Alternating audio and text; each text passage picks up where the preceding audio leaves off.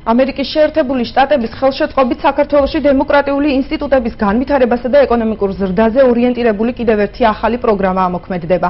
დემოკრატიული მმართველობის პროგრამის კონცეფცია საჯარო სამსახურების განმარტების, მართვის სისტემის, საჯარო სამსახურში მიღების, ანაზღაურების, უფლება-მოვალეობების მკვეთრად განსაზღვრას ითვალისწინებს. პროგრამის განხილვა დღეს ბათუმის რედისონში გაიმართა. მომხსენებლების თქმით, დოკუმენტი საჯარო სამსახურებში სამართლებრივი კუთხით არსებულ ხარვეზებს გამოასწორებს.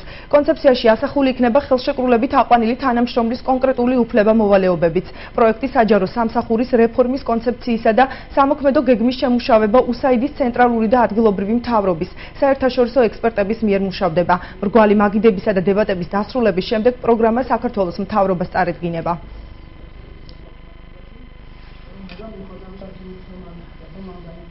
ჩვენ გვინდა აჭარის მთავრობას გავაცნოთ ეს პროექტი და ის ძირითადი მიმართულებები, რომელსაც მოიცავს ეს პროექტი.